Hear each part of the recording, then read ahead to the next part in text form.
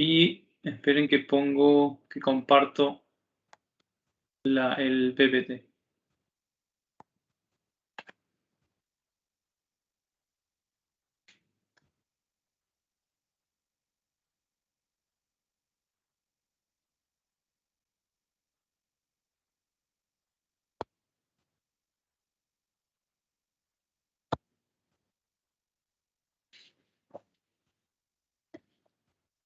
Bueno, quería retomar algunas cosas nada más. ¿Ven ahí el PPT? Sí. Sí, profe. Perfecto. Quería retomar algunas cosas. Me imagino que también algunas de estas estuvieron desarrollando la clase pasada, la clase de seguridad social. Pero digamos, algunas cosas como generales, pero que me parece importante señalar, ya que no pudimos desarrollar a fondo la clase pasada. Nosotros estuvimos trabajando acerca de cómo, digamos, en esto que Torrado llama modelo industrialista o el Estado social, según la denominación de Soldano y Andrenacci. Vamos a admitir.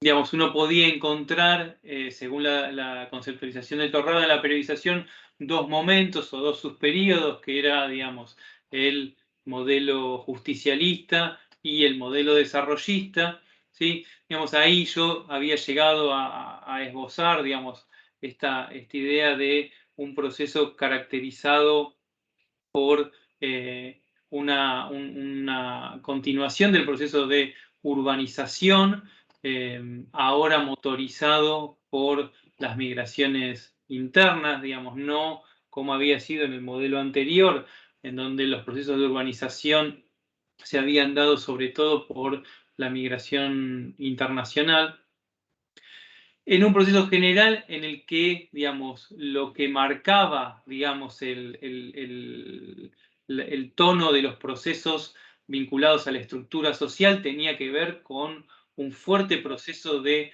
asalarización, ¿sí? Un proceso generalizado de asalarización, y que, digamos, eso, por supuesto, generaba, digamos, un crecimiento, digamos, muy importante de la clase trabajadora asalariada, porque si bien, digamos, el proceso de asalarización era general de la clase trabajadora, digamos, tanto, digamos, la clase trabajadora como la clase media, claramente el núcleo de ese proceso era el crecimiento de la clase trabajadora asalariada, ¿sí? Y en ese sentido, digamos, podía caracterizarse en términos de movilidad social el proceso como un proceso caracterizado por una movilidad social, digamos, ascendente, intergeneracional, ¿sí? ¿Ustedes pueden admitir o solo yo puedo admitir? Porque, No, bueno, profe, igual. puedo admitir, estoy admitiendo, si no te molesta. Ah, dale, no, por favor, me haces el favor, dale. Sino que cada Dale. vez que yo escucho ruidito, vuelvo al coso, admito, pero pierdo el hilo de lo que estaba diciendo. Genial, gracias.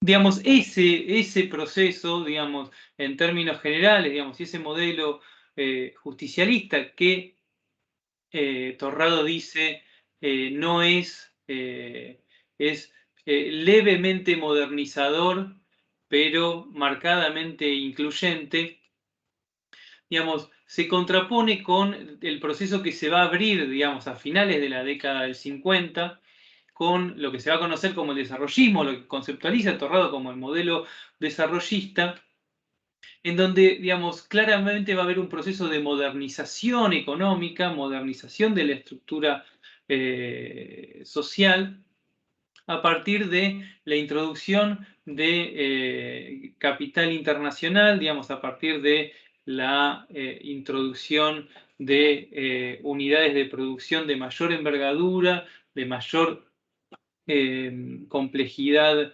tecnológica, digamos, para la producción de bienes durables industriales. Digamos, yo les decía, es el momento en donde las grandes automotrices, digamos, llegan a la Argentina. Y, digamos, eso supone, digamos, un cambio en relación a esa dinámica sociodemográfica que tiene que ver con un freno a la asalarización obrera, ¿sí? Es decir, digamos, ese crecimiento que había sido característico del modelo justicialista, digamos, se frena en el proceso desarrollista a partir de finales de la década del 50, continúa con un aumento de la salarización de clase media, ¿sí? Porque estas industrias, digamos, de mayor complejidad, digamos, se abrió en términos estructurales una cantidad de posiciones, por decirlo así, de cuello, digamos, de trabajadores profesionales, ¿sí? De técnicos que, digamos, Torrado los entiende como de clase media, aunque sean asalariados, ¿sí? Es decir, hay un proceso de asalarización de esa clase media técnica que empieza a, digamos, llenar esos puestos que requieren las nuevas industrias, pero como hay destrucción de la industria manufacturera, de las unidades más pequeñas, digamos, manufactureras, que son las que, digamos, tomaban la gran parte del trabajo asalariado, digamos, manual, lo que hay es un freno a esa salarización en la clase trabajadora, ¿sí? en la salarización obrera. Y eso supone, digamos, procesos de movilidad social diversa, ¿sí? Es decir, digamos, por un lado, digamos, se puede observar procesos de movilidad social ascendente si uno piensa los movimientos de posiciones que en el origen eran de clase trabajadora asalariados y pasan a esas nuevas clases medias, digamos, también asalariadas, en esta transformación económica, pero digamos, el proceso de desasalarización obrera, digamos, abre en el largo plazo, digamos, un aumento de lo que Torrado va a llamar el estrato marginal, ¿sí? Y eso, digamos, es decir, empieza a tener un lugar de, digamos, cierta significancia, digamos, tiene cierta significación ese estrato marginal y, digamos, ciertas formas de cuentapropismo, ¿sí? Digamos, de trabajadores, digamos, de lo que yo Torrado pensaría como clase trabajadora autónoma, ¿sí? Independiente o cuenta propia, que empieza a aparecer y que era, digamos, digamos, una rara avis dentro de la estructura social argentina, ¿sí? Entonces, ese proceso, digamos, que en muchos casos puede verse como procesos de movilidad social descendente, y por eso Torrado dice, hay movilidad diversa, digamos, hay flujos hacia arriba y flujos hacia abajo. También, digamos, es interesante pensarlo en términos de la complejidad que entraña el momento y el proceso histórico y el periodo desarrollista, ¿sí? Digamos, en términos del patrón de legitimidad, nosotros acá les anotábamos que el modelo industrialista, digamos, convivía entre la contradicción, digamos, de la proliferación de la seguridad social, ¿sí? Los grandes, digamos, yo lo dije la vez pasada, pero lo digo ahora para que se entienda, digamos, en términos más claros, digamos, este es el momento en donde se sientan las bases del sistema de seguridad social de la Argentina, digamos, el campo de la política social en la Argentina, tal y como conocemos, el momento de extensión de ese campo de la política social, y ese campo, digamos, va a tomar fundamentalmente la forma, ¿sí? de los seguros sociales, ¿sí? Seguros sociales y la regulación del mercado de trabajo son digamos, ese núcleo que Soldano y Andrenacci, digamos, van a significar en términos de decir, bueno, el campo de la política social en la Argentina se crea con este centro, seguridad social, los seguros sociales atados a la figura de el trabajador, ¿sí? Y la regulación del mercado de trabajo. Esa idea de una organización del sistema de seguridad social alrededor de la figura del trabajador y en tensión con otros discursos que también atravesaron el periodo sobre la cuestión de la igualdad, es un tema, digamos, en términos del patrón de legitimidad importante, digamos, es decir, de cuáles fueron las formas de justificación, digamos, los discursos, digamos, el ideario o la gramática que acompañó este proceso, digamos, social y económico y político, en términos de que, como dice Gracie Hinze-Neufeld, esa extensión de derechos, ¿sí? Digamos, ese momento, como dice Torri Pastoriza, esa democratización del bienestar, se va a dar no por una referencia, como tal vez en algunos modelos de estados de bienestar europeos se hizo a partir de la figura del ciudadano, sino que se va a dar sobre todo a partir de la noción, digamos, o de la figura, del concepto de trabajador, ¿sí? Con lo cual va a abrir, digamos, todo un campo de tensiones que, por ejemplo, ustedes lo vieron, digamos, muy bien trabajado en el texto de Belmartino, ¿sí? Digamos, el texto de Belmartino repone un poco esa tensión a la hora de pensar el surgimiento de las obras sociales, en tensión con los planes originarios de Carrillo, digamos, de formas de seguro social más extendido, y cómo digamos, el modelo de las obras sociales termina consolidando una forma de intervención, digamos, que termina atravesada por la heterogeneidad y formas, digamos de prestaciones desiguales entre distintos grupos de trabajadores al estar asociados a distintos sindicatos, a distintas ramas de actividad, a distintos sectores económicos, ¿sí? Ese entramado, digamos, en términos de los procesos de legitimación de esos periodos, digamos, de esas modalidades estatales y esos modelos de acumulación, en el desarrollismo, digamos, van a aparecer, digamos, nuevas discusiones que de alguna manera van a marcar un proceso de transición, digamos, o cómo, digamos, ciertas continuidades y diferencias con respecto al periodo justicialista y que luego van a ser continuidades en relación al proceso, digamos, aperturista o al Estado neoclásico o, si ustedes quieren, el ciclo de hegemonía neoliberal. ¿A qué me refiero con esto? Digamos, hay una autora, una investigadora, que es Ana Grondona, de la facultad, que tiene una imagen, digamos, muy interesante. Ella dice, digamos, el periodo desarrollista puede ser considerado como un momento de acumulación de ciertas discusiones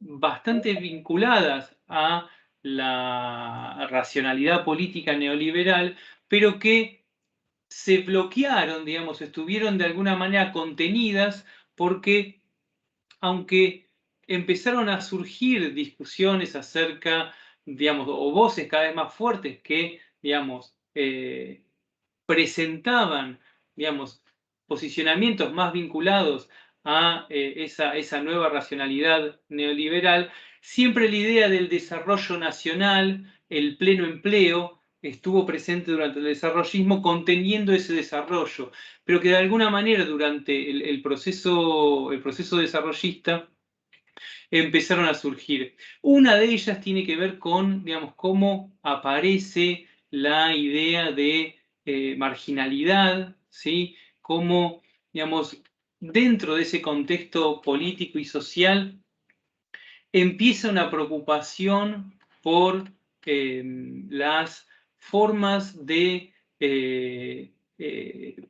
pensar lo social en términos de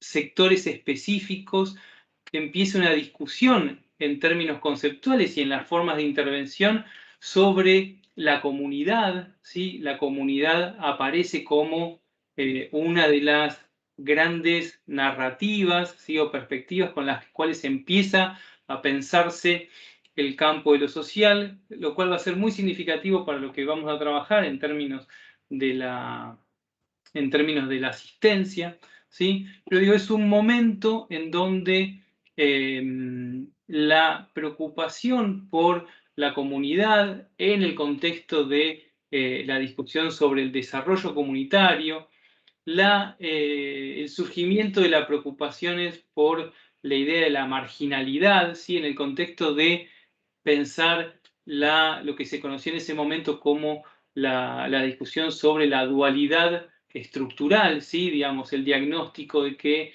en los países latinoamericanos, porque no era un diagnóstico solamente para Argentina, digamos, que en los países latinoamericanos convivía una estructura económica relativamente moderna con estructuras socioeconómicas, digamos, precapitalistas, que no terminaban de subirse al tren del desarrollo. Y de alguna manera, la perspectiva o el diagnóstico del desarrollismo es que era justamente a partir del desarrollo económico cómo podía superarse esa dualidad de la estructura y en ese sentido superarse esos problemas de marginalidad de ciertos sectores, digamos, los bolsones de marginalidad, que en este mismo contexto empiezan a ser pensados con una fuerte beta, si ustedes quieren, culturalista, ¿sí? Es el contexto donde empieza a hablarse de nociones como la cultura de la pobreza, ¿sí? Y empieza una preocupación sobre los sectores populares y una mirada sobre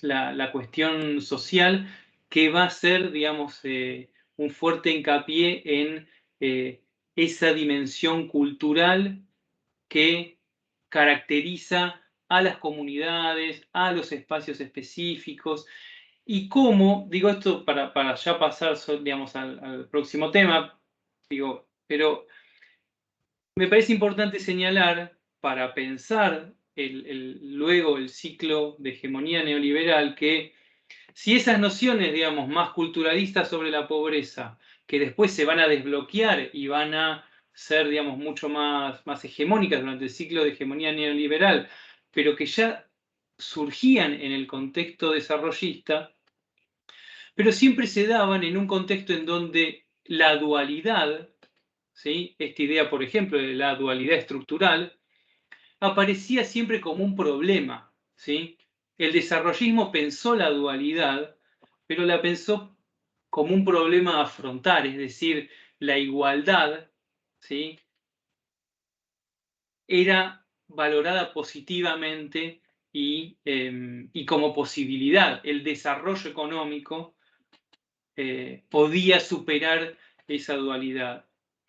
Eso me parece importante en términos de las discusiones en términos político-culturales y los patrones de legitimidad, porque hay una observación en el texto de Gracie Hinz-Nerfe que me parece muy importante, en donde las autoras dicen, si en el desarrollismo la dualidad era un problema, en el neoliberalismo la dualidad, la diferencia, la desigualdad va a ser revalorizada, se va a presentar como algo positivo, la diferencia como algo positivo, la desigualdad como un motor para el desarrollo económico, para la activación de los sujetos, ¿sí? Es decir, comienza toda una retórica en donde, digamos, la desigualdad deja de ser problematizada en términos negativos, ¿sí? En términos muy generales, digo esto para así ya pasamos al tema de la asistencia, pero en términos muy generales, el modelo aperturista, el Estado capitalista clásico, neoclásico, como lo plantea Soldano y Andrenacci, digamos, uno lo que puede observar en términos generales es un proceso de movilidad social descendente, generalizado, en el marco de un proceso de desasalarización también generalizada, ¿sí? Digamos, hay claramente hay un proceso que tiene que ver con, digamos, de apertura económica y de desregulación económica que impactó de manera muy dramática en el entramado industrial argentino, abriendo un proceso, digamos, ya desde los años 70, pero profundizándose mucho más a partir de los años 90 en términos de, digamos, desindustrialización, desasalarización y procesos de movilidad social marcadamente descendentes en términos generales. Esto en un contexto y, digamos, bajo un discurso, digamos, de modernización, ¿sí? Digamos, de modernización que ya, digamos, como yo les decía, también era un tono que atravesó el discurso desarrollista, la idea de la modernización, pero que ya no va a tener los límites, los diques de la idea de que, digamos, ese desarrollo debía ser un desarrollo nacional y que debía contar, digamos, con el pleno empleo como horizonte o como horizonte deseable, ¿sí? Digamos, va a ser modernización, pero en términos de, digamos, desregulación y apertura de la economía argentina al mercado mundial. Ahora lo vamos a desarrollar, lo digo, digamos, dos palabras para que quede en ese sentido, digamos, el gran eje de la crítica neoliberal en el campo de lo social va a ser la seguridad social y la asistencia va a tener un nuevo lugar en el campo de las políticas sociales en general, ¿sí? Paro acá y vemos si tenemos preguntas, dudas, cosas que hayan quedado, que hayan releído, y si no, arrancamos también con el tema de asistencia, el tema de la clase. ¿Dudas hasta acá? Yo no tengo una duda tan grande, sino más bien en los textos que tenemos no llega al Estado capitalista neoclásico, ¿o sí? ¿Qué texto llega? ¿Cuáles? ¿En qué tema decís? En el tema de hoy, acá tengo los textos. Sí, el Hoy texto tenemos de Grassi, la Grassi. claro, Grassi, y era Grassi, González y Goldberg. Exacto. En el texto de Grassi y en el texto de González, sí, digamos, trabajan Okay. sobre esos temas. Hola. Sí, no lo habré leído bien, pero bueno, lo releeré. Sí, digamos, fíjense que el texto de Estela Grassi trabaja sobre la reforma, digamos, de los años 90 de la asistencia, los procesos de transformación de la asistencia, y el texto de González también está pensando en ese mismo proceso. Ah, el texto de Graci es el que hace todo el recuento de la formación del Ministerio de Salud, la formación del Ministerio de Seguridad, de Desarrollo Social. Ay, pensé que lo había leído para otra materia, perdón. No, digamos, es el texto en donde ella analiza las tres modalidades de asistencia, ¿sí? Y conceptualiza las tres modalidades de asistencia que se dan digamos, a partir de los años 90, con el gobierno de Menem. Fíjense con esto de pensar que leyeron que de otras materias y si son los mismos textos. ¿Otra duda, alguna pregunta? ¿No? Entonces, esperen que cambio las diapos.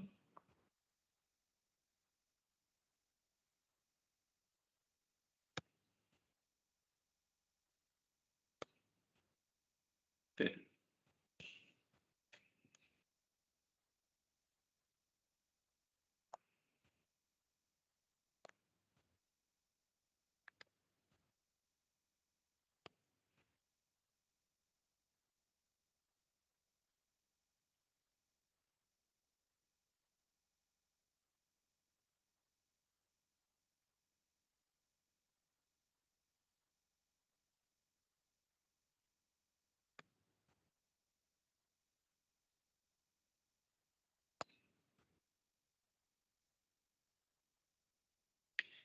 Bueno, ahí pueden ver la nueva diapositiva.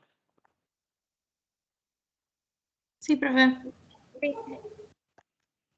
Bueno, buenísimo. Bueno, vamos a meternos ahora específicamente en la asistencia, digamos, el desarrollo del sector, digamos, de la asistencia en la política social en la Argentina, digamos. Antes de empezar con los periodos y la caracterización de los periodos, les quería hacer, digamos, dos observaciones en relación a la mirada sobre el sector de la asistencia, si quieren, de más largo plazo, ¿sí? O mirando el sector en términos generales, digamos.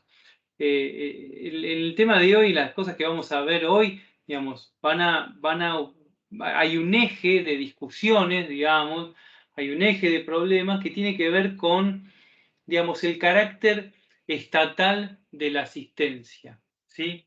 ¿A qué me refiero con esto, digamos? Ustedes van a ver que en los textos va a aparecer la discusión acerca de, digamos, si la asistencia como campo de acción o campo de intervención, el tratamiento respecto a los sectores, digamos, según en cada periodo, según la caracterización, digamos, pobres, digamos, o desocupados en otro momento, digamos, si eso es una responsabilidad estatal.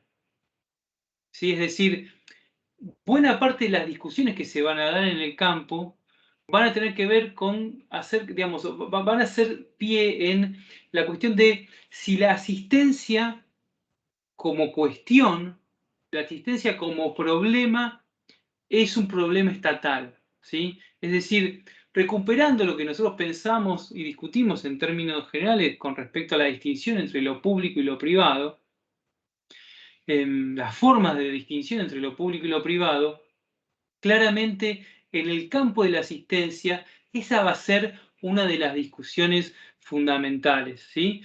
que uno puede ir recorriendo. Y esto en algún sentido tiene que ver con cómo la asistencia históricamente, digamos, desde la concepción caritativa, ¿sí? Pero también desde la mirada más filantrópica, liberal, en buena medida la asistencia fue pensada como un asunto, una relación entre privados, ¿sí? Digamos, en la mirada más caritativa, en la concepción caritativa, digamos, el tratamiento de la pobreza, digamos, nosotros lo vimos con los textos, por ejemplo, de Morel, la estrategia caritativa en esa relación, digamos, personal, privada, de donación, entre que entrega y que recibe, que está atravesada por esa cosmovisión y esa mirada, digamos,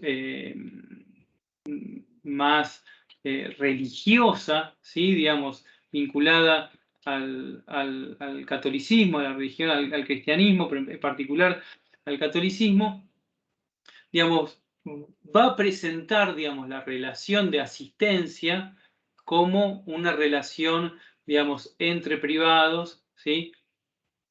Y en el caso de la filantropía liberal, también, aunque, digamos, hay una en el contexto, digamos, argentino y en el proceso argentino, el auge de la filantropía liberal va a venir va a aparecer en el contexto de modernización y de verdadera creación, digamos, de establecimiento de un Estado moderno, digamos, de una forma de dominación estatal moderna en la Argentina, pero constantemente la cuestión de la asistencia, incluso cuando esa corriente más filantrópica, liberal, digamos, se va a dar con más fuerza en la Argentina, la asistencia va a seguir pensándose como, digamos, una cuestión inherente a actores y, digamos, agentes privados, ¿sí? Piensen en el lugar de la sociedad de beneficencia. La idea es que, digamos, ese tratamiento de la pobreza, esas formas de vinculación están fuertemente dependiendo de sectores e instituciones que no son netamente estatales. Y esa discusión, digamos, va a proseguir, si ustedes quieren, o alguna reactivación de esa discusión, digamos, va a proseguir durante varias décadas, digamos. Sobre todo, y esto me parece importante porque el contexto de esa sobrevivencia, si ustedes quieren, de esa mirada sobre la asistencia, también va a estar dada por que, ahora vamos a ver, la asistencia va a tomar un lugar particular en el contexto de, si ustedes quieren, invención de lo social en la Argentina, de creación de lo social en Argentina. Digamos, como ustedes ya leyeron en Soldano Andrenacci, ese lugar, digamos, frente al centro, como les decía recién, que, digamos, va a tomar los seguros sociales, el centro del campo de lo social, la asistencia va a quedar en un lugar marginal. Y en ese sentido, aunque reconfigurada, ahora lo vamos a ver, reconfigurada en un sentido bastante profundo, pero va a mantener esa tensión en relación a si es una materia de incumbencia y responsabilidad estatal, ¿sí? Ese aparece, digamos, como un primer eje para mirar la asistencia en términos de largo plazo, ¿sí? Que me parece importante para reflexionar, para que reflexionemos en relación a la construcción del campo de la política social en general a la hora de pensar en la asistencia.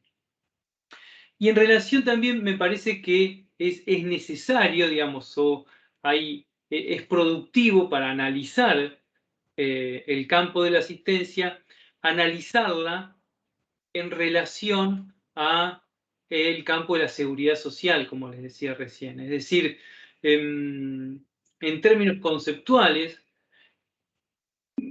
siguiendo un poco esa discusión que nosotros dábamos en la unidad 2 acerca de la relación entre trabajo y pobreza y cómo se estructuran los seguros, ¿sí? Creando esa figura del trabajador, y digo, siempre les digo, trabajador masculino, el trabajador normal digamos, toda esa organización del trabajo, no trabajo, ¿sí? Y como leímos en el texto de Paula Aguilar, digamos, cómo se suponía, digamos, una división en términos de género, la construcción de un hogar obrero, digamos, de la familia obrera, pero digo, cómo en esa relación entre trabajo y pobreza, la relación entre seguridad social y asistencia, nos parece que es productivo pensarla en conjunto, en relación, y en ese sentido, si uno mira en términos de mirada de largo plazo, uno puede ver ciertos procesos de centralización de la seguridad social y descentralización de la asistencia, o procesos inversos de recentralización de la asistencia en el campo de la política social y descentralización de la seguridad social. Es decir, ahí hay una relación que nos parece productivo, digamos, pensarla en términos de largo plazo, de relación entre seguridad social y asistencia, ¿sí? ¿Preguntas con respecto a esto? ¿Dudas? ¿No? Bueno, seguimos entonces. Vamos a arrancar, digamos, con una mirada acerca de, digamos, cuáles fueron las grandes líneas de la asistencia en ese proceso, digamos, si ustedes quieren, en el primer periodo, en el periodo del Estado, como dice Soldano Andrenacci, el Estado clásico en la Argentina. Por supuesto, no voy a centrarme, como les decía antes, es el contexto de modernización, por decirlo así, tanto económica, ¿sí? Digamos, el desarrollo de las primeras, digamos, de la proliferación de las relaciones sociales capitalistas, las relaciones, digamos, económicas de mercado, pero también modernización en términos de la construcción de un aparato estatal y una dominación estatal nacional, digo, es el proceso de creación del Estado-Nación, creación de la nación argentina en esos términos, ese surgimiento de la cuestión social, digamos, surgimiento, como yo les decía antes, que no puede ser pensada sin ese proceso, digamos, fenomenal de inmigración europea que le va a dar el tono a ese proceso. Y entonces, un poco el surgimiento de la asistencia, ustedes van a, o por lo menos ese proceso de modernización de la asistencia en la Argentina va a estar dado por, si ustedes quieren, ese pasaje de las formas de tratamiento de la pobreza que podemos llamar en términos muy generales a partir del modelo caritativo, ¿sí?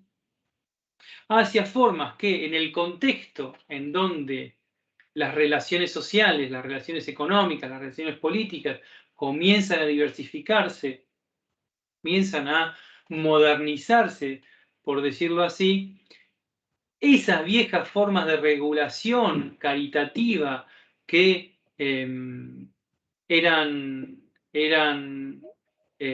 las fundamentales digamos, en el momento, digamos, previo al desarrollo o a la aceleración de la proliferación de las relaciones sociales capitalistas, empiezan a ser, por decirlo así, empiezan a hacer agua. Es decir, esas formas de regulación social en el contexto de modernización, de transformación de las relaciones económicas, ¿sí? Digo, piensen en el texto de Hilda Sábato, es decir, cómo empieza a formarse un mercado de trabajo moderno con las particularidades específicas que ese trabajo asalariado, digamos, ese mercado de trabajo asalariado en la Argentina empieza a tener, pero que, digamos, en ese contexto y sobre todo en el contexto de las transformaciones en relación a la vida urbana, ¿sí? Porque de alguna manera lo que va a marcar las características del periodo es que ese proceso de modernización económica y política también se va a ver, digamos, aparejado a una verdadera explosión urbana, ¿sí? Y por el mismo proceso, por la emigración europea, que, digamos, va realmente a mostrar, digamos, va a mostrar como inefectivas esas formas de regulación que caracterizaban, por ejemplo, a la gran aldea de Buenos Aires en la primera mitad del siglo XIX. ¿Sí? Entonces, de alguna manera, esas prácticas que caracterizaban a la regulación de la pobreza y la asistencia a la pobreza, que tenían que ver con el ejercicio de la limosna privada y la institucionalización como modo de tratamiento de la pobreza, como forma de restituir el orden, digamos, ese equilibrio paternalista, ¿sí? Que tenía como referencia al patriciado criollo, digamos, y que fundamentalmente trabajaba con esas formas de asistencia directa en términos de la limosna privada, y vuelvo a esta cuestión de la relación entre privados, pero también la institucionalización en hospitales generales, ¿sí? Y en ese sentido me parece que es bueno recordar el texto de Morel, y digamos, si piensen en las referencias a Historia de la Locura de Foucault, sobre todo en términos de cómo ese tratamiento era un tratamiento que, digamos,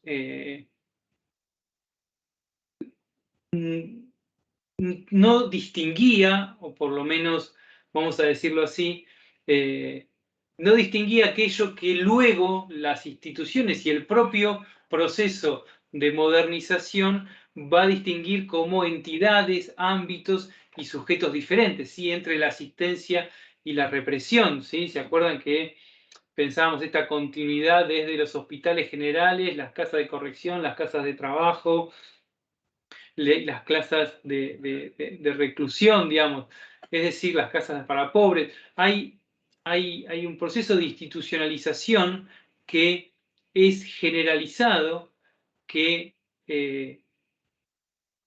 todavía no distingue entre castigo y tratamiento, ¿sí? Entre asistencia, tratamiento en términos médicos y castigo en términos penales. Y que porque justamente lo que nosotros estamos viendo es un proceso de modernización de las formas de asistencia que es, digamos, la otra cara de la moneda de los procesos de modernización del castigo, ¿sí? Los procesos de modernización o la creación de un sistema penal moderno en la Argentina. Entonces, digamos, esa modalidad de intervención sobre la asistencia, perdón, sobre los pobres, digamos, esa forma de intervención asistencial va a estar caracterizada por esa forma de institucionalización, la limosna privada, una forma de institucionalización que, digamos, no diferencia o, digamos, es indistinta, digamos, no termina de diferenciar las funciones que luego, digo, porque el error sería pensar que estaban en un error o no, digamos, o dar por sentado lo que luego la mirada, digamos, más de la primera parte del siglo XX va a entender como entidades diferentes, digamos. Quiénes necesitan asistencia, quiénes necesitan tratamiento en términos médicos y quiénes son castigados penalmente. Y por otro lado, digamos, un tipo de sujeto específico de asistencia que tenía que ver con, por ejemplo, los ancianos o los enfermos crónicos, por supuesto, más allá de aquellos que necesitaban formas de institucionalización, digamos, moralizante o por razones de moral, ¿sí? por alterar este equilibrio paternalista, pero sujetos, digamos, digo, estos sujetos, los ancianos, los enfermos crónicos, que van a ir cambiando a medida que las nuevas corrientes filantrópicas, liberales, pero también que en la Argentina se van a cruzar con las miradas más propiamente del higienismo, ¿sí? Digamos, miradas que, si ustedes quieren, con respecto a lo que estuvimos charlando en las otras clases, digamos, están más vinculadas a esa mirada social o del positivismo, ¿sí? Que surge, digamos, en la última parte del siglo, en la segunda parte del último tercio del siglo XIX. Digamos, en la Argentina, esa mirada más, por un lado, liberal, filantrópica, moralizante, pero al mismo tiempo se va a conjugar en este proceso histórico con, si ustedes tienen una mirada más positivista, más de pensar las condiciones sociales y fundamentalmente las condiciones urbanas de la cuestión social, y que en la Argentina va a estar dada particularmente por la corriente higienista, ¿sí? Por la promoción de la higiene, contexto en el cual también, digamos, va a surgir, digamos, el servicio social en ese contexto, ¿sí? Digamos, las primeras cátedras de formación y la primera formación en ese sentido se da en la Facultad de Medicina, y ese es un poco el contexto. Esta corriente, digamos, la filantropía, pero que también va a estar atravesada por esta mirada más higienista, va a abandonar esos sujetos y va a poner como nuevos sujetos a la madre y el niño, ¿sí? Como sujetos de la asistencia primordiales, como sujetos de asistencia nodales. Y esto también va a tener que ver con que esta corriente filantrópica, digamos, filantrópica liberal, va a conectar con el proceso de modernización económica, el proceso de proliferación de las relaciones sociales capitalistas, en términos de problematizar la relación entre asistencia y trabajo asalariado, ¿sí? Digamos, de la misma manera en que nosotros lo analizamos en el caso, digamos, cuando lo veíamos en la unidad 2 con Morel, digamos, cómo las formas de asistencia cada vez más comienzan a articularse con el trabajo asalariado. Bueno, en la Argentina esto también aparece, ¿sí? Esta preocupación por los sectores populares, la cuestión urbana, las condiciones de vida obrera, en términos de pensar las capacidades o las fuerzas de trabajo de la nación, ¿sí? Es decir, una nueva mirada sobre los sectores populares que, digo, ustedes piensen en la otra concepción caritativa, estaba absolutamente ausente en términos de que esos sectores populares, esa regulación de la pobreza, tenía que ver con cuidar, con sostener la fuerza laboral, la fuerza de trabajo de una nación, ¿sí? Es decir, uno puede ver, si ustedes quieren, en esta corriente, uno puede ver una mirada más propiamente biopolítica, ¿sí? Una mirada más centrada en la preocupación sobre la población, ¿sí? Es decir, una preocupación que, como la idea de población señala, digamos, la idea de población tiene un eje económico, pero también tiene un eje biológico, ¿sí? Es decir, este es el contexto de, si ustedes quieren, de nacimiento de la población como preocupación, ¿sí? En este justamente contexto, por la fuerza laboral de la nación, el capital humano, ¿sí? Con el que cuentan las naciones, y en ese sentido, los procesos económicos, pero también biológicos que hacen a esa población. Y en ese sentido, el binomio madre y niños, niñes, aparece como uno de los ejes fundamentales, ¿sí? Porque es decir, ese es el lugar para atender, digamos, con primacía en términos de pensar los procesos biológicos de reproducción, los procesos biológicos de fortalecimiento de la población en ese sentido. Pero como ustedes ven, digamos, en esa categoría de población, en esa preocupación de esta nueva concepción filantrópica, hay una dimensión económica, pero también hay una dimensión biológica, y de la misma manera y con el mismo cruce, uno de los nuevos centros de intervención de esta corriente filantrópica y fundamentalmente del higienismo va a tener que ver con la cuestión del saneamiento urbano, ¿sí? Digamos, el tratamiento del urbano en este contexto de explosión urbana, ¿sí? va a ser fundamental, y en ese sentido la cuestión de, digamos, la lucha contra, digamos, las viviendas populares, contra el conventillo, la regulación de los espacios públicos, la promoción de la higiene urbana, digamos, las obras de infraestructura urbana.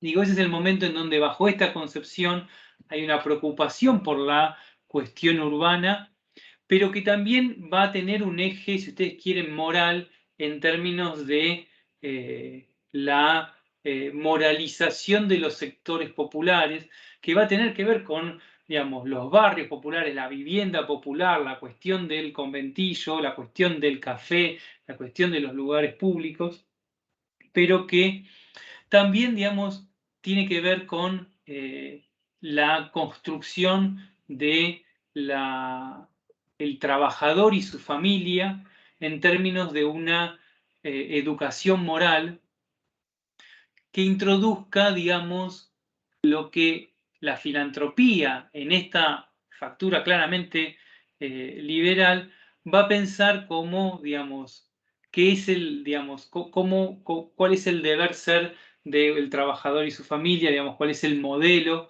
de este trabajador normal y su familia, en términos de que introducir, digamos, las prácticas del ahorro, introducir las prácticas económicas racionales, es decir, construir a esos sectores populares como sujetos económicamente racionales, ¿sí? Pero no solo los trabajadores, y lo digo en términos del trabajador masculino, sino también las familias, y en ese sentido también, digamos, formas de intervención sobre la familia que, digamos, a partir de esta idea de la moralización, va a tener que ver con la introducción de prácticas económicas, ¿sí? La introducción de digamos, digamos, cuál es la organización del hogar, ¿sí? Es decir, es un momento en donde esta mirada en términos de pensar a la población, pensar el capital humano, va a de manera muy diferente a lo que podíamos pensar en los modelos anteriores. Es una mirada que piensa y problematiza a los sectores populares desde esta preocupación por la dimensión económica de la fuerza de esa población, la dimensión biológica de esos procesos, introduciendo una discusión sobre los, las prácticas económicas de esos trabajadores y esas familias de trabajadores. Hay, hay un hecho que es esta primera Conferencia Nacional de Asistencia Social en el año 33, en donde nos aparece claramente como centro de discusión la idea de capital humano y la discusión sobre la población, en donde, digamos, desde esas formas más filantrópicas, liberales y moralizantes, empieza una discusión más, si ustedes quieren, más específica sobre esa entidad que es la población, ¿sí?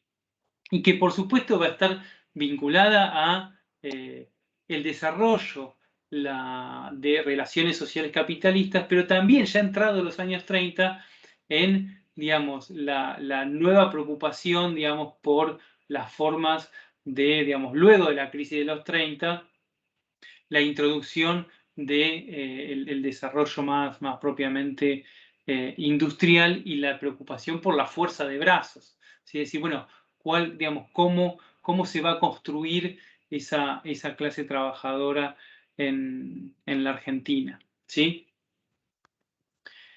¿Dudas? Hasta acá, preguntas, comentarios.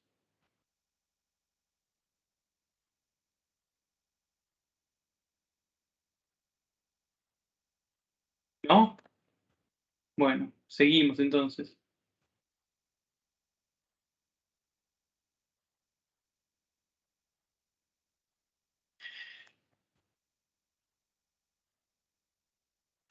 Yo les decía, claramente, digamos, a partir de los años 40, lo que va a suceder en términos del modelo de desarrollo, digamos, el surgimiento del peronismo, eh, eh, digamos, la organización en términos sociales, digamos, va a marcar, por supuesto, el desarrollo de esta estrategia industrialista y que, digamos, va a estar acompañada en términos sociales de la explosión, digamos, o la proliferación, digamos, muy fuerte de la estructura, digamos, del campo de las políticas sociales en la Argentina, tal y como lo conocemos, digamos, o por lo menos sus bases van a sentarse en este momento. ¿Sí? Es decir,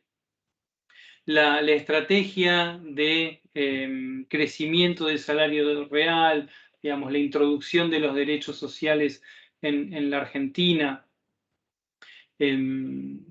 digamos, ese proceso va a estar articulado fundamentalmente por la proliferación de la seguridad social, ¿sí? Digamos, es el momento en donde se sientan las bases de los grandes sistemas, digamos, por supuesto, no en términos de su creación, muchos de ellos ya habían sido creados, pero sí claramente de su expansión, digamos, muy fuertemente.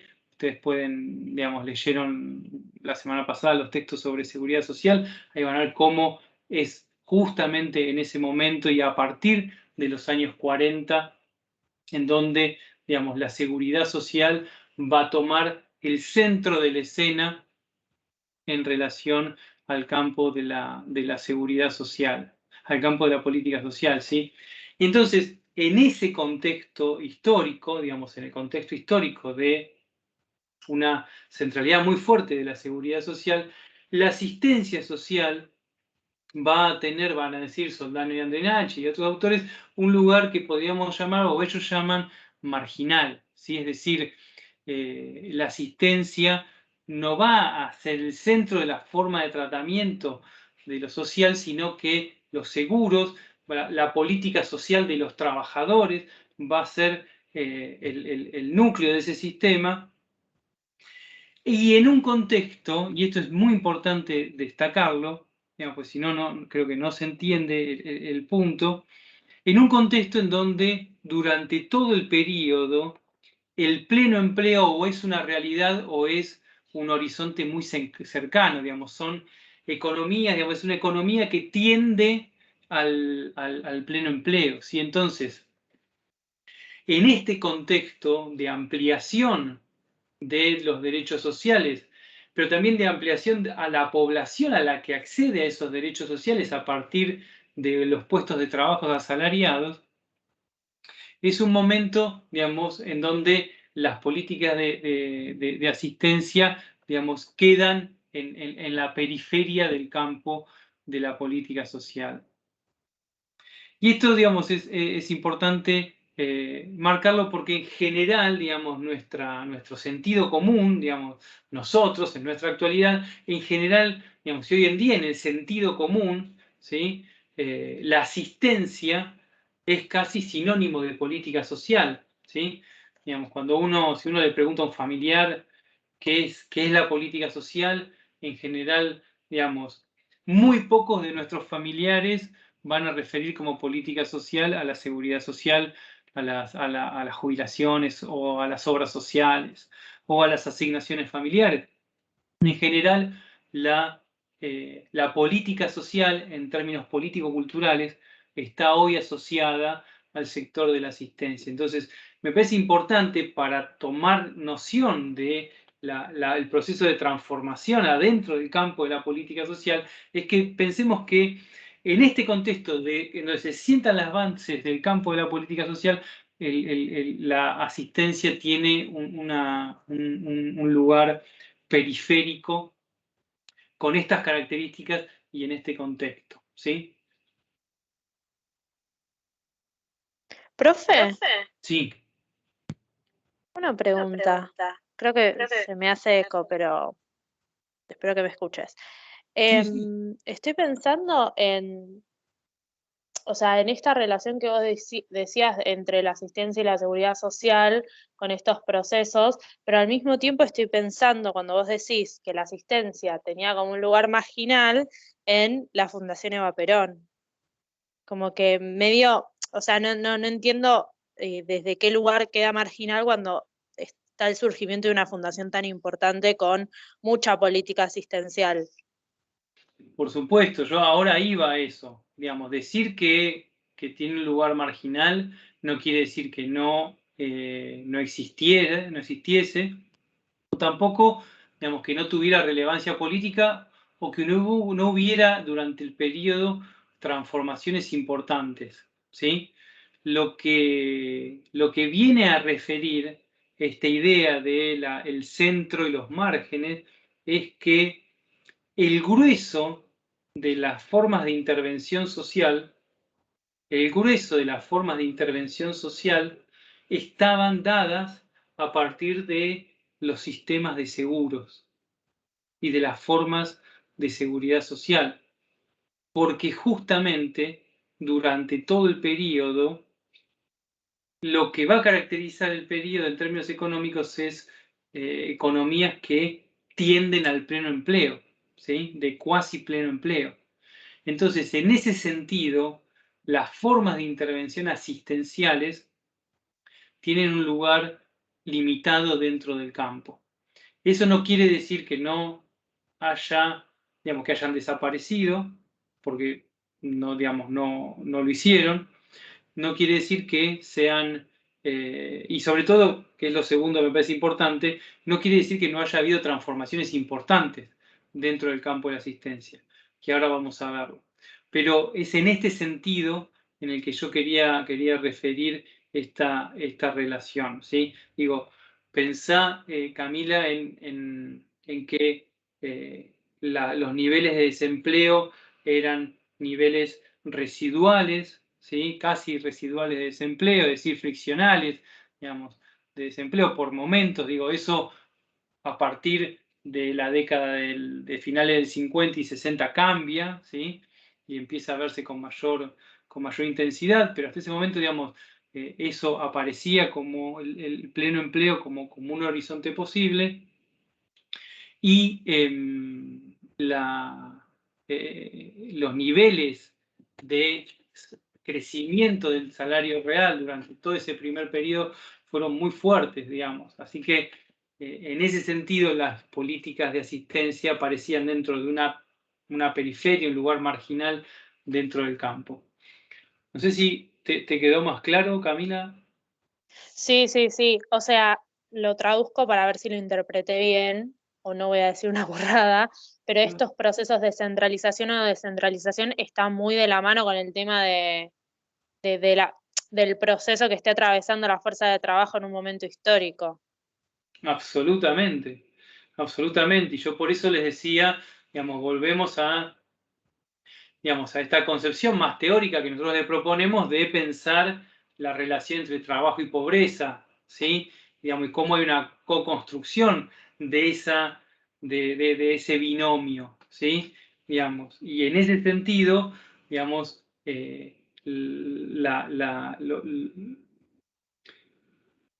los procesos que marcaron la construcción de la relación salarial a partir de mediados de los años 40 en la Argentina estuvieron muy atravesados por la centralidad de la seguridad social, ¿sí?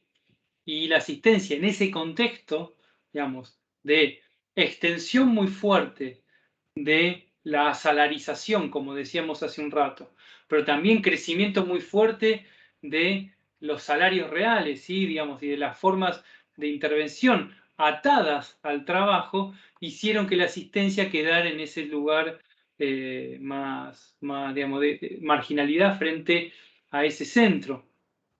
Digo, piensen que en esta misma relación, digamos, Grassi, Hinz y Neufeld hacen una observación que es muy interesante, que dicen, estos procesos de extensión se dieron a partir de la figura del trabajador, ¿sí? Y como fueron muy extensos en un periodo de cuasi pleno empleo, muchos lo confundieron con formas vinculadas a la idea de universalidad, ¿sí? Es decir, formas de protección que eran cuasi universales. Pero cuando esas economías dejaron de funcionar bajo el pleno empleo, digamos, es decir, empezaron a haber niveles cada vez más fuertes de desocupación, esa idea de cierta universalidad en la protección, digamos, se mostró falsa, ¿sí? Porque es decir, al estar atada las formas de protección a los trabajadores formales, cuando la desocupación y la informalidad avanzaron, las formas de protección social retrocedieron, ¿sí? Y que es un poco la discusión que también da Belmartino en el texto sobre las obras sociales, ¿sí? Es decir, bueno, hasta dónde esa relación salarial, digamos, era protectora, digamos, de las grandes mayorías y ya cuando esa relación salarial se volvió, por decirlo así, excluyente a sectores importantes de la población, ¿sí? Digo, en ese momento es en donde empiezan las discusiones que yo les referí hace un rato sobre la cuestión de la marginalidad dentro del desarrollismo, pero también, digamos, todas esas concepciones más propiamente neoliberales, bloqueadas hasta mediados de los años 70 con la dictadura. Sí, no sé si iba por ese lado, Camila. Sí, sí, perfecto, profe, gracias. No, nada.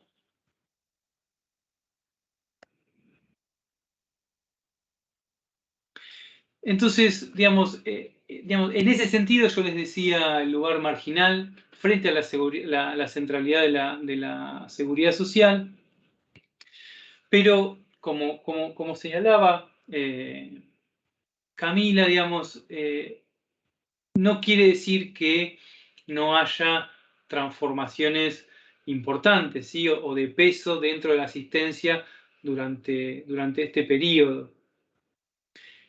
Claramente, digamos, lo que va a ser como el hito, digamos, el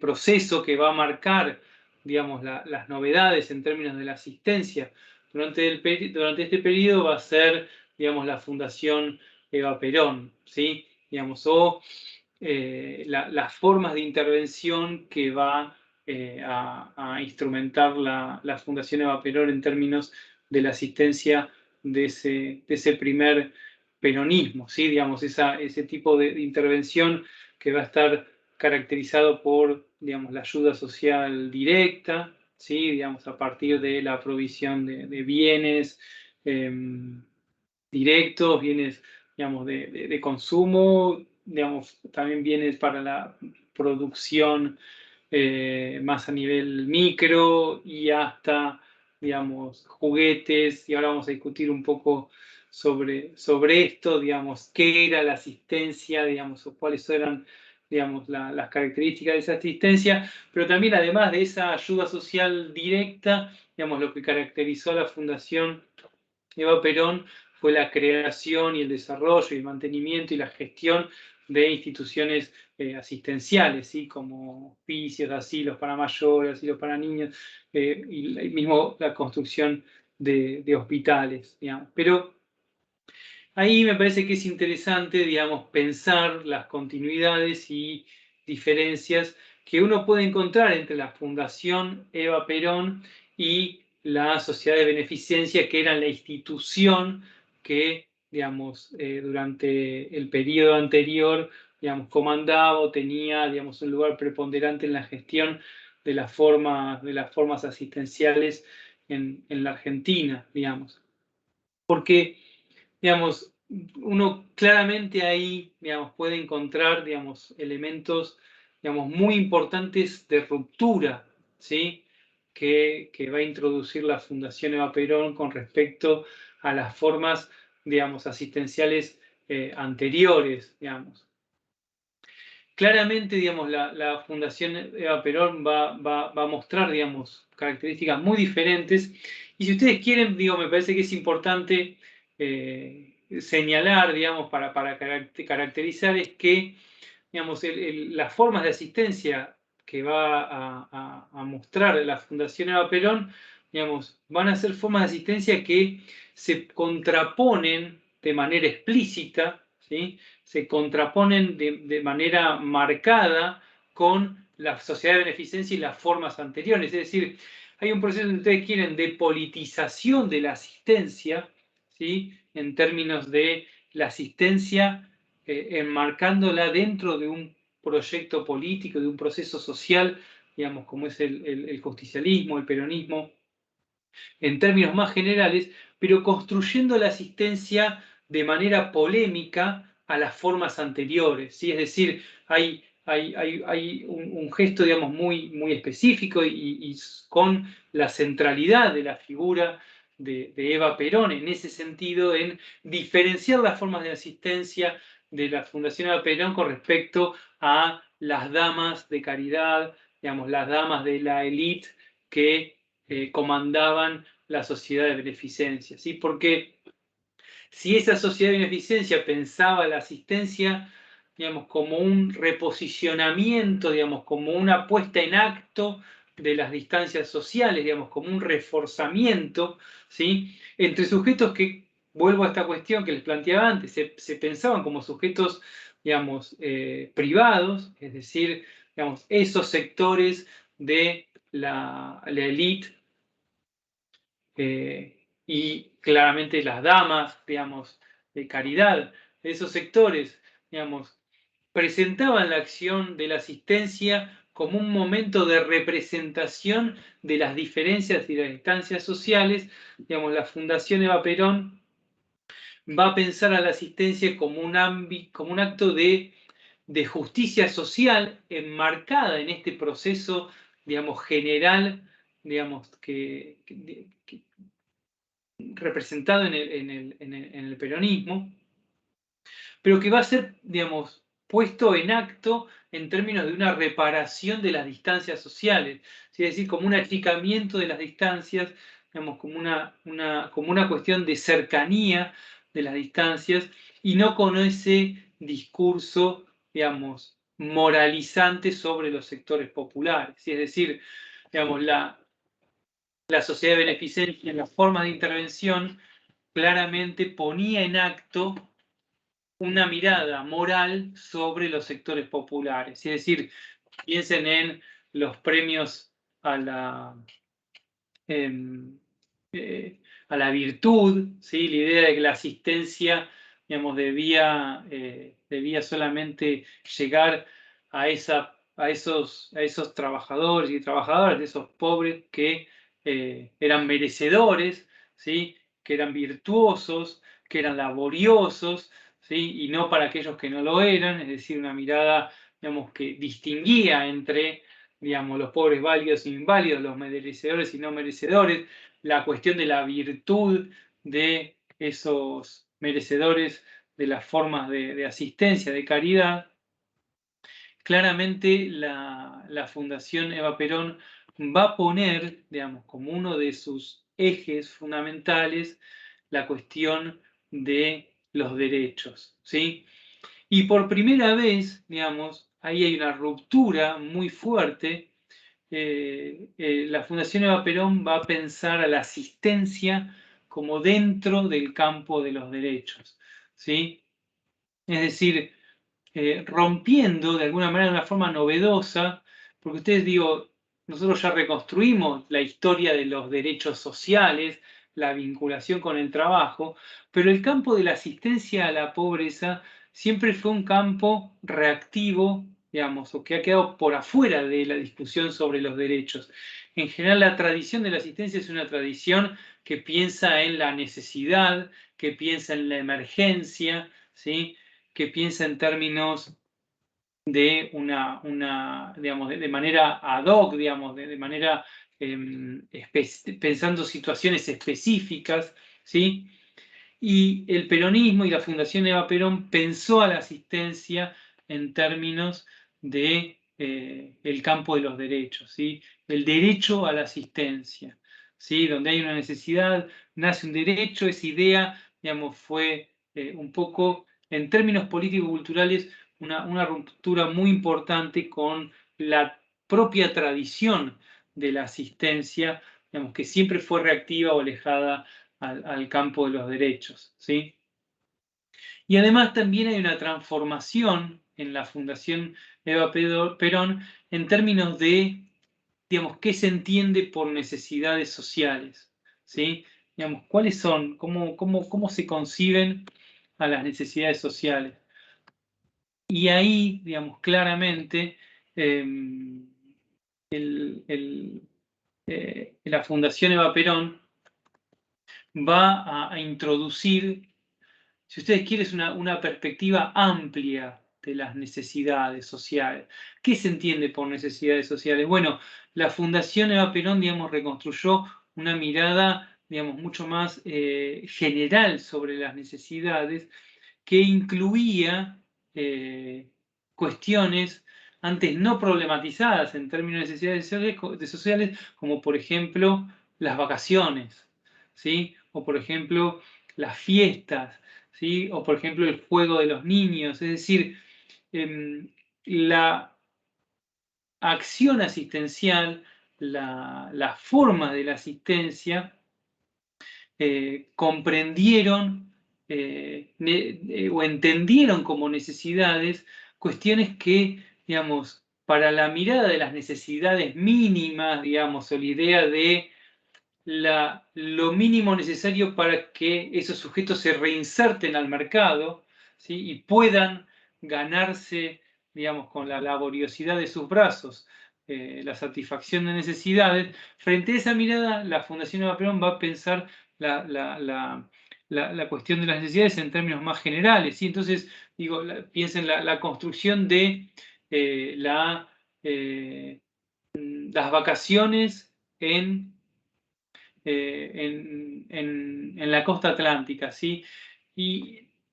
O, digamos, la sidra y el pan dulce a fin de año, o la pelota, digamos, para los niños, es decir, cosas que, digamos, exceden una mirada muy restringida sobre las necesidades, pero que además, digamos, con una dimensión muy fuerte en términos de la calidad, digo, y la idea de que lo básico, digamos, no es la forma de aproximarse a las necesidades. ¿Sí? Digo, piensen, Mar del Plata era la ciudad de la élite porteña, ¿sí? Mar del Plata era la ciudad de veraneo de la élite porteña. ¿Sí? Bueno, digo, la Fundación Eva Perón y el peronismo pensó, digamos, en cómo Mar del Plata, digo, la fundación, pero piensen también los hoteles sindicales, digamos, cómo Mar del Plata, digamos, podía también ser, digamos, parte de las necesidades de los trabajadores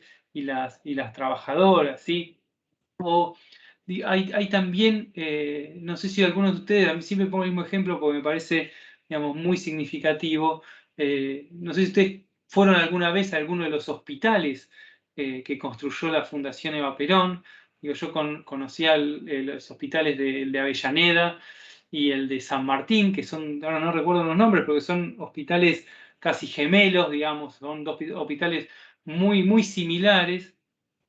Digo, si uno camina por esos hospitales, obviamente ya muy degradados, pero todavía ve, digamos, la calidad de la construcción, ve el mármol desde el piso hasta el techo, ve las escaleras, es decir, hay una idea de que, digamos, las necesidades deben ir más allá de eso que es entendido como lo mínimo, ¿sí? Y en ese sentido, hay una ruptura muy importante de la Fundación Eva Perón.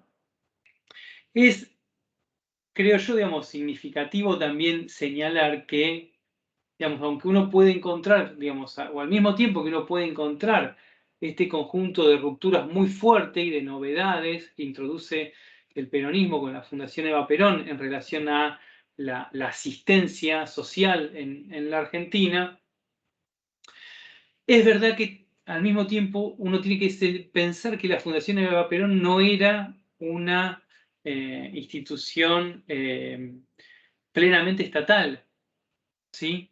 Es decir, digamos, esa actividad, digamos, asistencial la desarrolló una fundación que, por supuesto, con financiamiento estatal, pero también financiamiento de sindicatos y otros sectores, digamos, pero que no era plenamente una agencia estatal, ¿sí? Es decir, de la misma manera que la sociedad de beneficencia no era una agencia plenamente estatal, aunque también, digamos, se financiaba en buena parte con fondos públicos, pero la idea de que la Fundación Eva Perón, digamos, el hecho de que la Fundación Eva Perón, digamos, fuera quien comandara ese proceso de asistencia y no una agencia estatal, digamos, muestra un poco un proceso de continuidad en cómo se problematiza la asistencia en la Argentina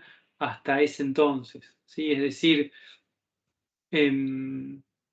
todavía aparece en la concepción sobre la asistencia una mirada que podríamos decir es paraestatal, digamos, o la asistencia es una actividad que está, digamos, apendicularmente conectada con el Estado, ¿sí?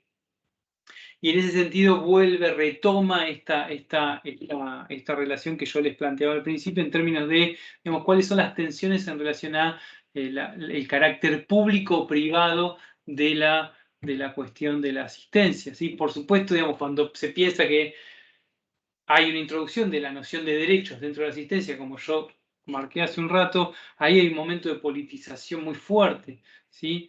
Pero al mismo tiempo, ese rasgo, ¿sí? Digamos, muestra un poco el estado de las tensiones y de las discusiones en relación a la asistencia. Digamos, durante los años posteriores, la asistencia va a seguir en ese lugar marginal, digamos, y en ese lugar de cierto vacío estatal en relación a la responsabilidad en términos de Estado, ¿sí? De hecho, digamos, se restablece, digamos, luego del golpe de 55 se restablece, digamos, a la sociedad de beneficencia esas instituciones, algunas de las instituciones que pertenecían a la Fundación Eva Perón, pero luego, digamos, y ya en el contexto del desarrollismo, aunque va a haber cierto atisbo, digamos, o ciertos intentos de retomar, digamos, la responsabilidad estatal en términos de asistencia, digamos, esto va a seguir siendo un campo en tensión y un campo, digamos, en donde esa definición no va a estar del todo clara.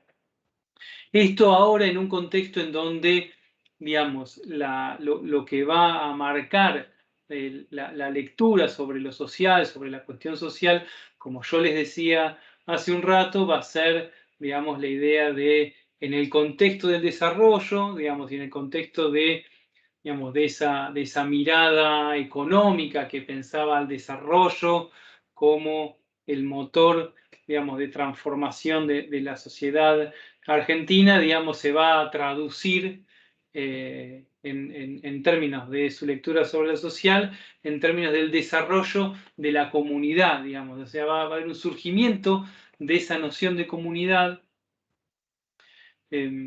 y digamos, una reorientación de la mirada social a partir de esta categoría, digamos, de esta categoría de desarrollo comunitario que, como les decía antes, digamos, va a hacer foco en una problematización en torno a cómo aquellas áreas o una explicación sobre los problemas sociales que ahora van a ser pensados en términos de marginalidad y pobreza, cómo esas áreas se enganchan al desarrollo, digamos, cómo el desarrollo económico de la Argentina, digamos, puede superar la dualidad estructural, cómo puede enganchar a esos sectores dentro del desarrollo y la modernización económica para,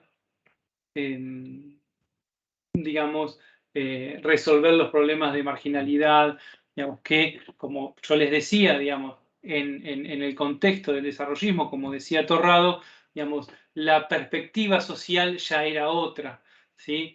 Digamos, el escenario social ya era otro.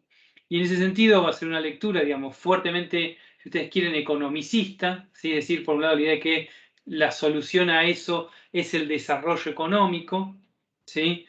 Que va, digamos, a reenganchar a esos sectores en la senda de la modernización, pero también aparecen o empiezan en el marco de este contexto de el desarrollo comunitario, digamos, empieza a tomar cada vez, digamos, más vuelo esas miradas más particularistas o que empiezan a pensar la cuestión de la marginalidad en términos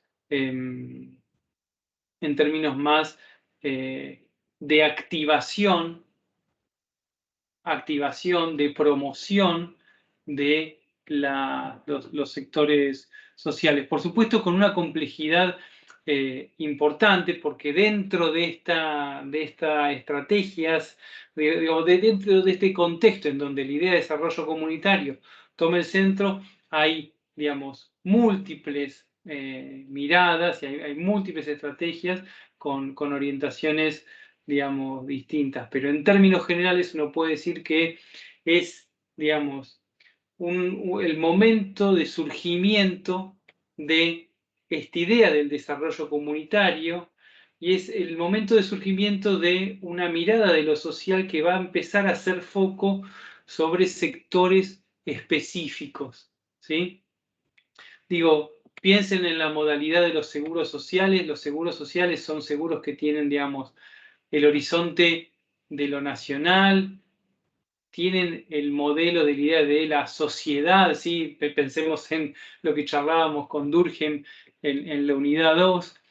En cambio, digamos, en este momento es un momento en donde empieza a vislumbrarse, digamos, formas de problematización de lo social que dejan de pensar en términos macrosociales y empiezan a mirar sectores específicos, la activación o el desarrollo de comunidades, de ámbitos más acotados, con miradas y percepciones, digamos, diversas, pero es un momento que es significativo en ese sentido y quería señalárselos. ¿Hasta acá? ¿Dudas? ¿No? Bueno, pasamos a discutir un poco sobre la asistencia en el ciclo de hegemonía neoliberal.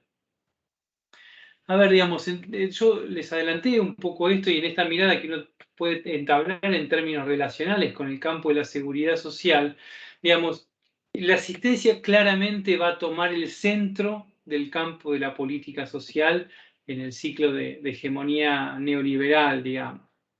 Es decir, si nosotros hoy, en términos político-culturales,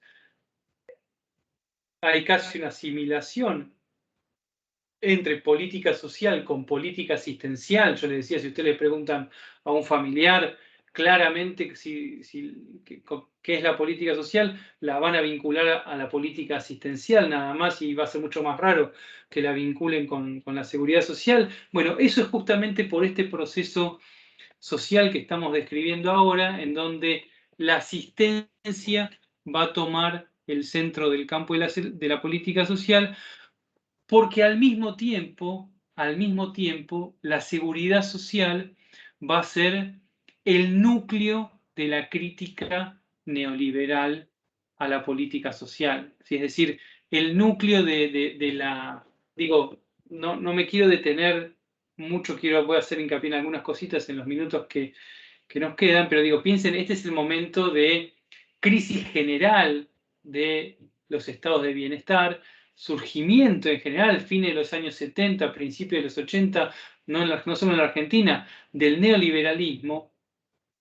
Y en ese contexto de crítica del Estado, de promoción del centro digamos, el mercado como la institución, digamos, central en las sociedades, va a aparecer una crítica a la seguridad social como aquella modalidad característica de los estados de bienestar y que va a ser, digamos, va a ser foco fundamentalmente en esta idea de que, digamos, la seguridad social en términos de en términos de su afán de el aseguramiento de los riesgos, ha generado, digamos, trabajadores no laboriosos y que ha puesto, digamos, la discusión sobre el rol activo de los sujetos, digo, la idea de la activación subjetiva, justamente va a poner en el otro polo a la seguridad social como aquellos tipos de intervenciones que generan, digamos, la ociosidad en los sujetos, la no asunción del riesgo, ¿sí? Me acuerdo que hace poquito un ministro decía que tenemos que disfrutar el riesgo, ¿sí? Bueno, esto no es nuevo, digo, hace mucho que esta discusión aparece, y entonces en ese sentido la seguridad social apareció como el núcleo de las críticas de las corrientes neoliberales. Digo, no por nada, ustedes ya leyeron a Cortés y a Marshall, el centro de las intervenciones y de la reforma en los 90 durante la Argentina, digamos, fue justamente, digamos, esa área clave que dice Cortés y Marshall, no, justamente fue la seguridad social. Y la reforma insignia de los años 90 fue la privatización del sistema de pensiones, de la seguridad social, de la previsión social en la Argentina y la creación del sistema privado, de las FJP. Entonces, en ese contexto de crisis de la seguridad social, a partir de la crítica neoliberal, es decir, la crítica neoliberal, como dice Gracie Hinz y Neufeld, pone en crisis a la seguridad social, y en ese sentido hay un gran pasaje, digamos, en la política social, en el campo de la política social, que desde el sujeto trabajador que tenían como centro las políticas de seguridad social, va a volver como centro de las políticas sociales en el campo de la asistencia el sujeto pobre o desocupado. Es decir, digamos, hay un corrimiento. Si la política social surgió como políticas para los trabajadores, digamos, los seguros sociales para los trabajadores, cambia el sujeto de la política social y el sujeto de la política social característico, digo, en términos político-culturales. Por supuesto, las políticas de seguridad social no desaparecen en su totalidad, pero sí son reformadas, privatizadas, digamos, reformuladas, pero en términos político-culturales, de esta idea de que la política social está orientada a los trabajadores y trabajadoras, a que la política social es la política de los pobres o los desocupados, hay una transformación social, digamos, y político-cultural muy importante. Y en ese sentido, las políticas sociales, de ser las políticas vinculadas a los derechos sociales, aparecen como esas políticas, digamos, centradas en las carencias, ¿sí? Digamos, hay un descentramiento de esa idea de derechos sociales y un recentramiento de la cuestión de las carencias, de la pobreza, o digamos, de esas otras formas que caracterizaban la cuestión social. Y de formas de coberturas amplias pasamos a la discusión sobre digamos, las formas minimalistas, por decirlo así, de políticas sociales. Es decir, el contexto de la discusión sobre la política social en el ciclo de hegemonía neoliberal va a estar dado por la idea de que es necesario focalizar, es necesario reducir, hay que terminar con las formas de intervención amplias, ¿sí? Porque van a decir, estas perspectivas van a decir, las formas de intervención amplias son formas de intervención ineficientes, ¿sí? Entonces, en un discurso fuertemente economicista, ¿sí? Y desde una mirada eficientista, digamos, de la política social y de la gestión social, esta idea de la nueva gerencia social, digamos, van a pensar que es necesario hacer más eficientes las intervenciones. ¿De qué manera dice esta mirada que tienen que ser más eficientes?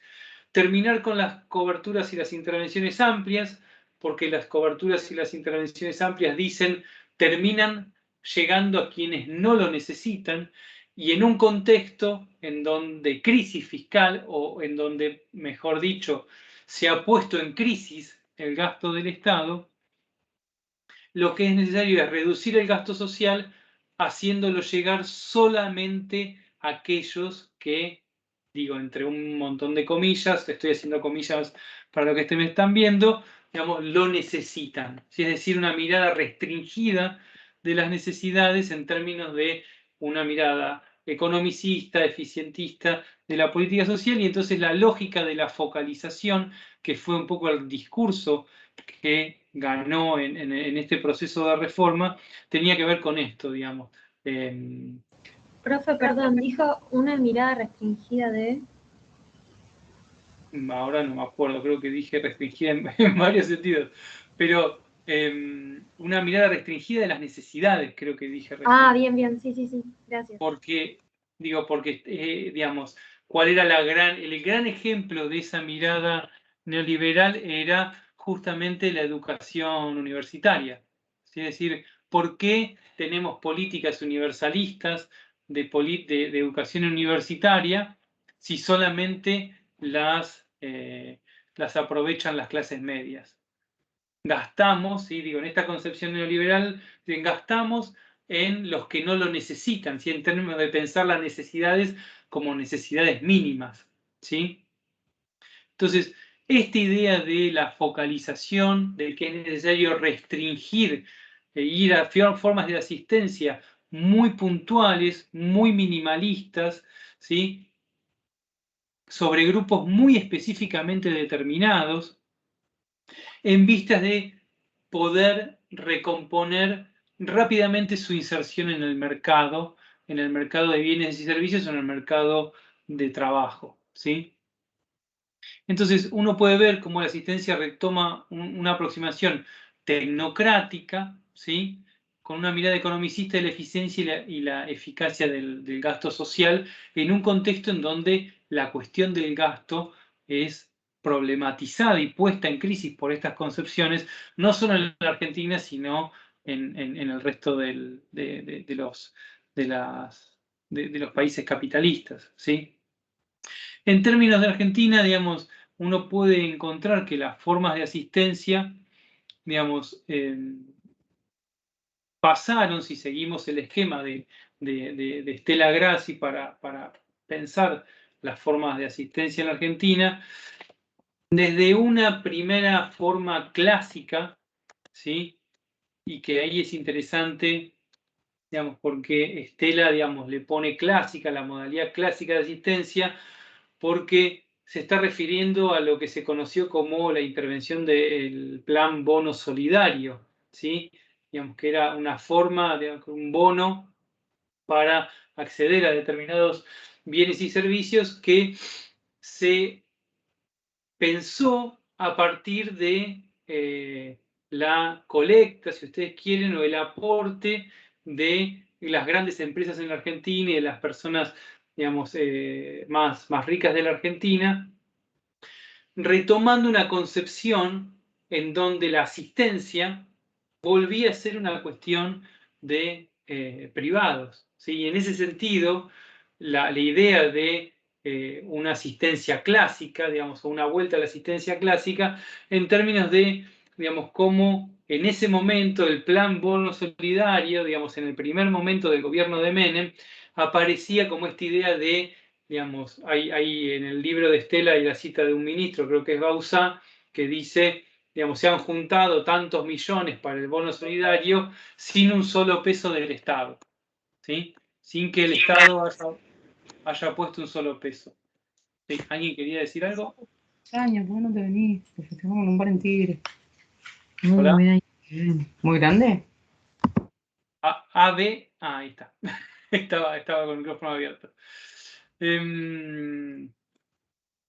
Entonces, digamos, esa primera instancia, digamos, esa primera modalidad a principios de los 90, digamos, muestra un poco esa concepción más clásica, si ustedes quieren, filantrópica, y de ahí la conceptualización de Stella, que a mediados de los 90 y en el momento, digamos, de mayor, si ustedes quieren, hegemonía del plan económico, digamos, de esa mirada, concepción neoliberal, es donde se implementa la modalidad que Stella Grassi va a llamar gerencial, ¿sí? Y que, digamos, tiene que ver con, digamos, la creación de la Secretaría de Desarrollo Social, ¿sí? La idea de desarrollo termina, digamos, cristalizando en la Secretaría y luego en el Ministerio de Desarrollo Social, y en la creación del PRONATAS, digamos, el programa de asistencia técnica, que van a desembarcar con estos programas de combate a la pobreza, con esta lógica, digamos, focalizada, ¿sí? Y tecnocrática, bajo los principios de eficacia y eficiencia, digamos, en esta mirada de tratando de introducir, digamos, una mirada economicista o del mundo empresarial dentro de la gestión de lo social, ¿sí? En ese sentido, la idea de una modalidad gerencial. Y por otro lado, hay una tercera modalidad de asistencia, pero que es una modalidad que no es nacional, sino que refiere a la provincia de Buenos Aires, que es el Plan Vida, y que Estela la va a conceptualizar como la asistencia social peronista, en términos de que intenta retomar en algún sentido, digamos, una cierta corriente evitista a partir de Chiche Duhalde, digamos, y era el plan que popularmente se conoció como el plan de las manzaneras. ¿Sí? Era una forma de asistencia directa en los barrios a partir de la entrega, digamos, de leche y alimentos, de leche fluida, leche en polvo y alimentos en los barrios a partir de unas trabajadoras asistenciales que eran conocidas como manzaneras y que gestionaban el plan, digamos. Me quedan poquitos minutos. Lo que quiero decirles es que si estos programas, digamos, en la primera parte de los 90, y bueno, a lo largo de la década, digamos, se centraron en la cuestión de la pobreza, ¿sí? Digamos, en el combate a la pobreza, en este contexto, digamos, político-cultural, yo les decía al principio, de problematización de la pobreza, pero también en un contexto de crecimiento de la pobreza desde los años, digamos, 80, desde la dictadura en Argentina, digamos, y durante los 90 también. Cuando el problema del desempleo surge, digamos, en la segunda parte de los años 90, surge la cuestión del desempleo como problema, los programas asistenciales van a empezar a pensar la cuestión del desempleo y va a haber una reedición, una traducción, digamos, una llegada de lo que en el contexto internacional se conocían como los programas tipo workfare, ¿sí? Los programas asistenciales laborales. Es decir, workfare era un juego de palabras. Ustedes saben que bienestar, los estados de bienestar eran los welfare state, digamos, los estados de bienestar. Warfare es un juego de palabras que, sacando la palabra bienestar y poniendo la palabra trabajo, intentaban mostrar, digamos, la funcionalización de las formas de asistencia a las prácticas laborales o de entrenamiento y capacitación laboral, ¿sí? Es decir, para decirlo rápidamente, digamos, fueron, digamos, programas que se caracterizaron por centrarse en una idea que es la idea de la empleabilidad y en una mirada muy individualizante del desempleo, ¿sí? Porque digamos, problematizaban el desempleo como una carencia o como un problema subjetivo individual, es decir, como un problema de empleabilidad, ¿sí? El desempleo no estaba asociado a las transformaciones estructurales que, digamos, destruían puestos de trabajo, sino que se leía el desempleo en términos de los problemas de empleabilidad que tenían los sujetos para adaptarse al mercado de trabajo. Y en ese sentido, los programas debían centrarse en la capacitación laboral, en el entrenamiento laboral de esos sujetos para mejorar sus condiciones de empleabilidad, digamos. Así que, digamos, estos programas han sido siempre fuertemente criticados porque por su clara mirada neoliberal sobre el desempleo, por su mirada individualizante del desempleo, en términos de esa noción de empleabilidad que usaban. Y en la segunda parte de los 90, a partir, si no recuerdo mal, del año 96, digamos, con una participación muy fuerte del Banco Mundial, se crea el Plan Trabajar, que fue, digamos, el plan modelo de este tipo de programas de tipo enlatado del Banco Mundial, y que fíjense que todavía hoy, digo, no existe hace más o menos 20 años, pero todavía hoy se habla del plan trabajar en términos de la discusión política cultural, digamos. Pero en términos de la asistencia de esos programas vinculados a la pobreza, al mismo tiempo surge una línea que son los programas de asistenciales laborales o tipo warfare, que van a centrarse en la cuestión del desempleo con una mirada fuertemente individualizante a partir de la categoría de empleabilidad. Bueno. Hasta aquí entonces, ya nos pasamos algunos minutos. ¿Dudas, preguntas, comentarios?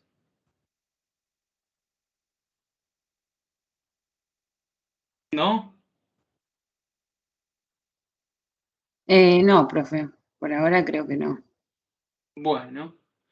Bueno, entonces, si vuelven con la lectura algunas cuestiones, si tienen alguna duda, nos escriben, me escriben y lo conversamos. Les mandamos entre hoy y mañana las notas con los comentarios y las correcciones y estamos en contacto, ¿sí? Nos vemos la clase que viene. No, la clase que viene tienen práctico, pero estamos en contacto y tal vez me sumen alguna de las clases que siguen.